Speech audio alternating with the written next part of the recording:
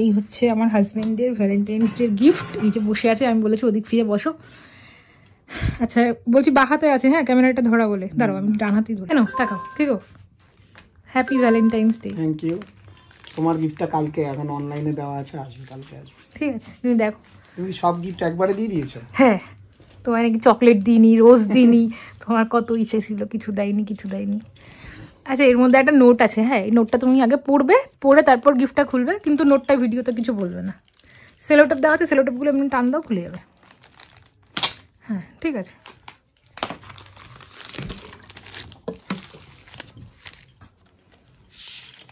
পড়ে নাও। হ্যাঁ মুখের এক্সপ্রেশনটা দেখো।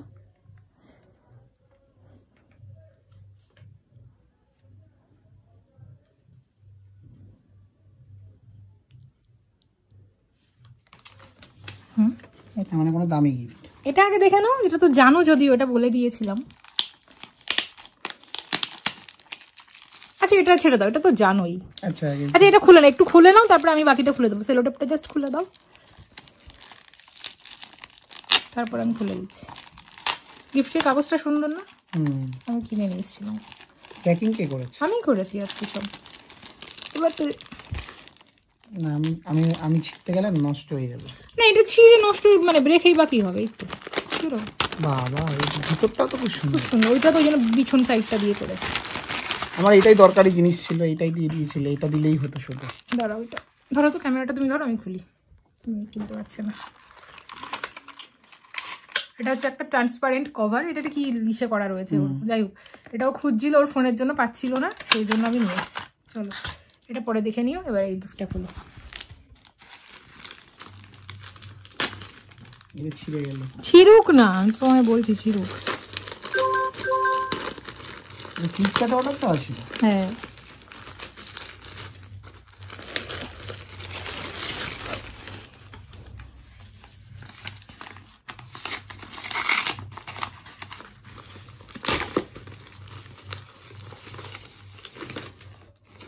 পাগল নাকি তুমি?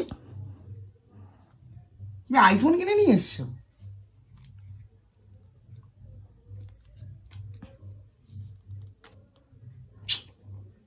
খোলো।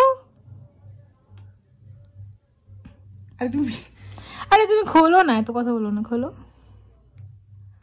খোলাই আছে, ওরা তো ওপেন বক্সই করে, আস্তে করে খোলো, খুলে যাবে। নাকি একটা দিক মানে আমি আটকে রেখেছিলাম, দেখো। খোলো তুমি খোলো। আরে না তুমি খোলো, আমি কেন খোলো, ওরা ওপেন বক্স করেই। হ্যাঁ ওইটাই ওইটাই।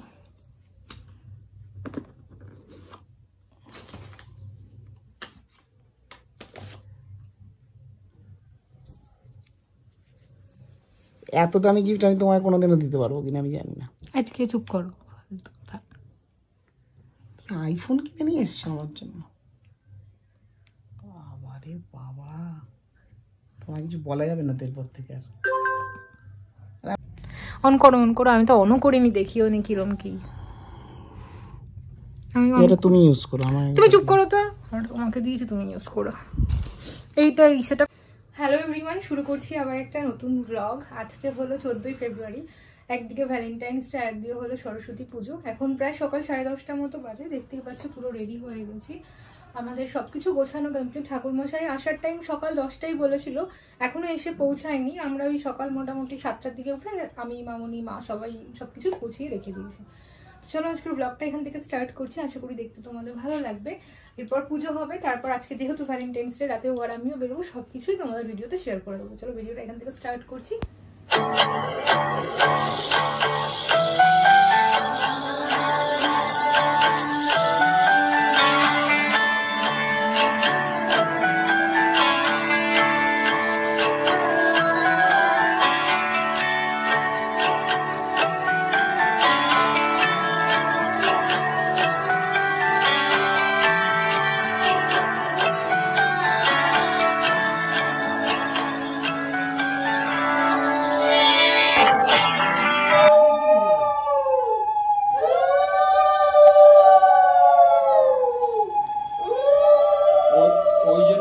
আটকাতে পারে না রাস্তায়।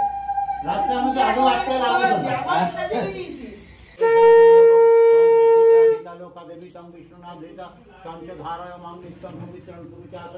পুষ্পে মহাপুষ্পে সুপুষ্পে পুষ্প সম্ভবে পুষ্প চয়াব কীর্ণে চ হুং ফট স্বাহা। এতে গন্ধে পুষ্পে এতে গন্ধে পুষ্পে গণেশাদি পঞ্চদেবতা নম এতে গন্ধে পুষ্পে। হ্যাঁ হাতে জল নিয়ে সবাই যারা যারা অঞ্জলি দিয়ে সবাই হাতে জল না এখানে আয় চলে আয় বাস গেছে আমার জন্য। হ্যাঁ বিষ্ণুর নম তৎসদদ্য ফাল্গুনে মাসি কুম্ভ রাশিস্তে ভাস্করে শুক্লে পক্ষে শ্রী পঞ্চমং তিথৌ। তোমাদের গোত্র বলো গোত্রায়া যার যার নাম দেব্যা তোমাদের তোমরা ধরেছো তোমাদের নাম বলো আলিমান গোত্রায়া যার যার নাম দেব্যা শ্রী শ্রী সরস্বতী পূজা সাঙ্গ প্রার্থম স্বাধা। আমাদের সবার পুজো কমপ্লিট।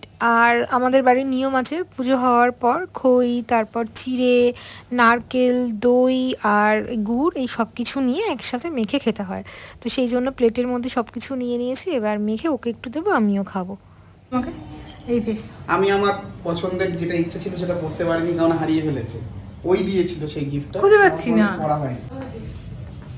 রাত 8:30 বাজে এখন বেরোচ্ছি। যে ড্রেসটা পরেছি এটা বাবা দিয়েছে সরস্বতী পুজো উপলক্ষে। তো তোমার দেখি কোথাও একটা খেতে যাবো, একটা জায়গার ইচ্ছে ছিল, টাইমে হবে কিনা জানি না। ওর যে ড্রেসটা আমি কোথায় রেখেছি আমারই মনে নেই। কতক্ষণ আমার উপর বক করলে পরে একটা অন্য ড্রেস পরে বেরিয়েছি। চলো কিছু দেখি। দুপুরবেলা খাওয়া দাওয়া করে একটু শোয়ার পর রাত্রেবেলায় আজকে যেহেতু ভ্যালেন্টাইন্স ডে, ও আর আমি দুজনেই বেরিয়ে পড়েছি। তো এসছি হচ্ছে বিরাটিতে কষে কষায়। যাওয়ার ইচ্ছে ছিল অন্য একটা রেস্টুরেন্টে, পরে যখন যাব ভিডিওতে অবশ্যই শেয়ার করব। কিন্তু ওর কাছ থেকে উঠতে অনেকটাই রাত হয়ে যাওয়ার কারণে ও বলল যে ওখানে একটু দূরে তো গেলে না আস্তে আস্তে অনেকটাই রাত হয়ে যাবে, আর স্কুটি নিয়ে তো অনেকটা অসুবিধা হয়ে যাবে। সেই জন্য আর আমরা গেলাম না, কাছাকাছির মধ্যে এখানেই এলাম।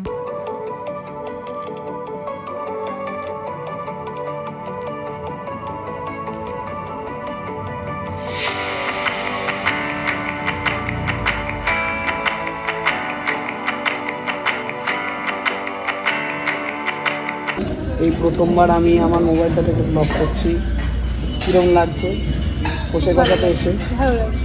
অনেকগুলো জায়গায় যাওয়ার কথা ছিল, এখানে এখানে এখানে ওখানে শুধু দুজনে মিলে। মানে আমরা রাস্তায় এত পরিমাণে মানে জ্যাম ছিল, এই গড়িগালাটি ঘুরে ঘুরে ফাইনালি পৌঁছালাম 9:14। বাড়ি থেকে 8:30টায় বেরিয়েছি। আমাদের বাড়ি থেকে ডিস্টেন্স 15 মিনিট, কিন্তু আমরা প্রায় 1 ঘন্টার কাছাকাছি লাগলো, 1.5 ঘন্টা লাগলো এখানে। মেনু কার্ড দেখছি, দেখে নিই ঠিক আছে। মেনু দেখার পালা চলছে। আমি একটু বেশ বুঝে শুনে অর্ডারটা দিচ্ছি, কারণ ও খেতে পারে না, আমিও খেতে পারি না, দুজন এসেছি। সে তুমি যাই না, আমাদের বেশি পড়বে। দামগুলো বড্ড বেশি। বাসন্তীগুলো 215 টাকা, মাটনের না এটা সত্যি। তো এই হচ্ছে কষে কষার মেনু কার্ড।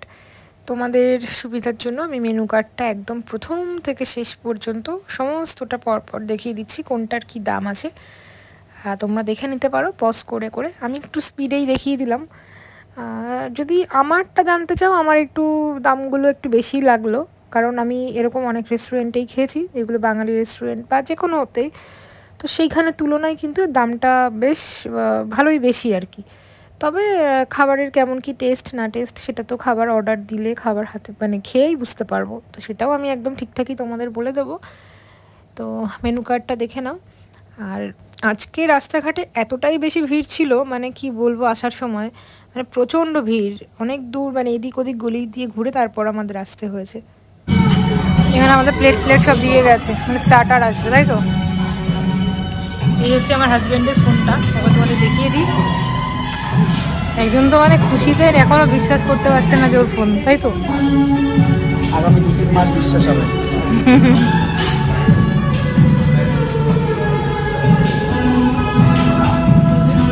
এটা হচ্ছে মেনু কার্ড। আমরা অর্ডার করেছি ফার্স্টে ফিশ ফ্রাই ভেটকি, বাদবাকিগুলো আগে রেখে। তো প্রথমেই দিয়ে গেছে ফিশ ফ্রাই, যেটা আমরা অর্ডার করেছিলাম। এর সাথে কাসুন্দি আর একটা টমেটো সস দিয়েছিল। একদম সত্যি কথা হলো, খেতে ভীষণ টেস্ট ছিল। মাছটা একদম ফ্রেশ ছিল, আর এটা একদম পিওর ভেটকি ইউজ হয়েছিল।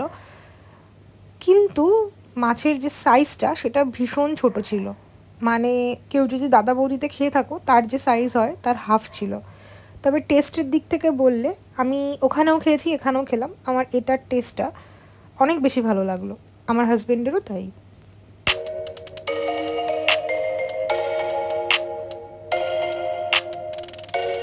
এরপর আমরা যেটা অর্ডার করেছিলাম সেটা হলো প্রন মালাইকারি বিরিয়ানি।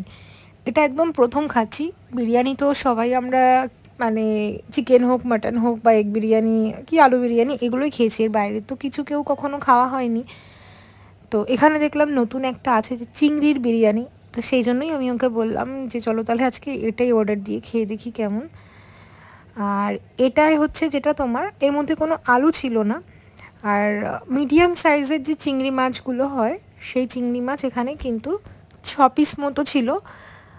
আর তার সাথে তোমার একটা বাটিতে এরা চিংড়ির মালাইকারি দেবে, যেখানে একদম যে ছোট ছোট সাইজের চিংড়ি মাছ হয় সেরকম ছোট ছোট অনেক চিংড়ি মাছ থাকবে। আর ওটা হচ্ছে মালাইকারি, মানে ওই গ্রেভিটা দিয়েই মেন এটা খেতে হয়। তো এটার দাম ছিল 605। আর এর সাথে যেটা অর্ডার করেছিলাম বাংলাদেশি ঢাকাই মাটন। কেমন করে খেতে? আলাদা রকম, এরকম খাওনি কম। ভালো।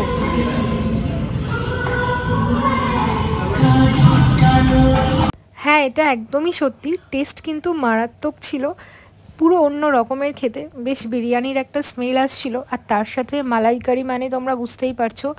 সব মিলিয়ে দারুণ লেগেছে এটা। তোমরা এখানে গেলে অবশ্যই এটা ট্রাই করতে পারো। আচ্ছা, এর সাথে যেটা অর্ডার দিয়েছিলাম এবার সেটা নিচ্ছি। এটা হচ্ছে তোমাদের যেটা বললাম বাংলাদেশি স্টাইলের ঢাকাই মাটন। এখানে মাটনের অনেক রকমের ডিশ ছিল, তো আমি একটুখানি দেখলাম যে যেগুলো খাওয়া হয় না, তো সেরকম একটু কিছু মানে খুঁজে বের করে নেই। তো সেই জন্য ওকে বললাম যে এটাই নিই। আর একবার জাস্ট দেখো, টাচ করার সাথে সাথে যেন মানে ভেঙে যাচ্ছে, এতটা পরিমাণে সফট ছিল, মারাত্মক সফট মাংসটা।